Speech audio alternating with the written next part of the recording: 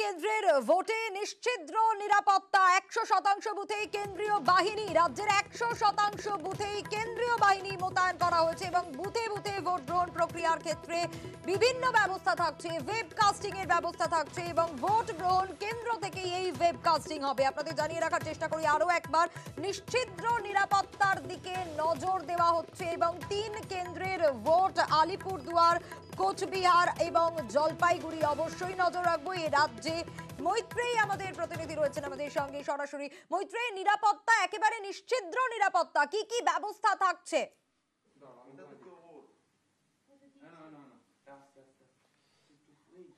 দেখো, এখনো পর্যন্ত কমিশনের তরফ থেকে আমরা যেটা জানতে পারছি যে একেবারে নিশ্চিত নিরাপত্তার ব্যবস্থা তারা করেছেন।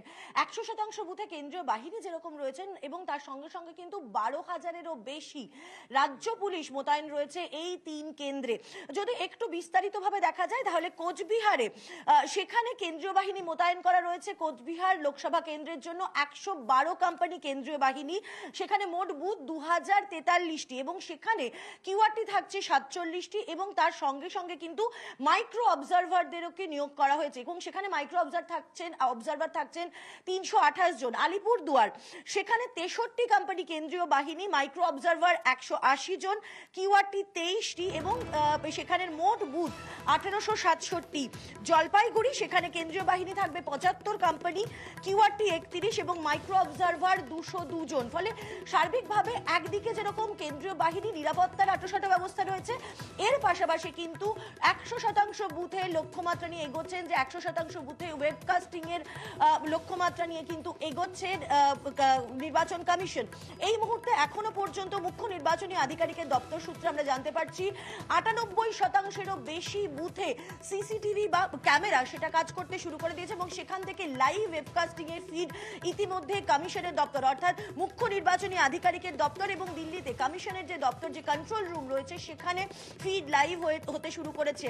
এর পাশাপাশি স্পেশাল অবজারভার এবং বিশেষ পুলিশ অবজারভার তারাও কিন্তু আজকে এই 3 কেন্দ্রের মধ্যেই থাকবেন। মূলত পুলিশ অবজারভার তিনি থাকছেন কোচবিহারে। গতবারের বিধানসভায় কোচবিহারের ঘটনা সবারই মনে আছে এবং কোচবিহারে যাতে আইন শৃঙ্খলার পরিস্থিতি কোনোভাবেই খারাপ না হয়ে যায় সেই দিকে বাড়তি নজর দেওয়ার জন্য কিন্তু সেখানে পুলিশ অবজারভার নিজে উপস্থিত থাকছেন। এর পাশাপাশি অবজারভাররা রয়েছেন।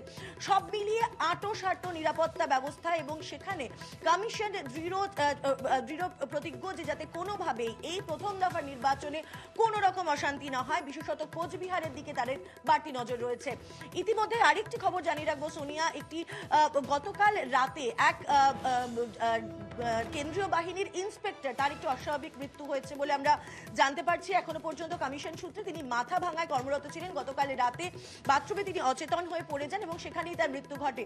তার দেহ ময়নাতদন্তের জন্য পাঠানো হয়েছে। তিনি কিউআরটি টিমের সদস্য ছিলেন, অর্থাৎ মাথা ভাঙা কিউআরটি টিমের এক কেন্দ্রীয় বাহিনীর ইন্সপেক্টর, তার অস্বাভাবিক মৃত্যু হয়েছে বলে এখনো পর্যন্ত আমরা জানতে পারছি। কিন্তু এখনো পর্যন্ত কোনো অশান্তির খবর কমিশনের কাছে আলাদাভাবে এসে পৌঁছায়নি। বেশ মৈত্রী, অবশ্যই নজর থাকবে। একদিকে কোচবিহার, সেখানে 112 কোম্পানি কেন্দ্রীয় বাহিনী, অন্যদিকে জলপাইগুড়ি 75 কোম্পানি কেন্দ্রীয় বাহিনী, তারই পাশাপাশি আলিপুরদুয়ার 63 কোম্পানি কেন্দ্রীয় বাহিনী, এছাড়া আঁটো নিরাপত্তা ব্যবস্থা।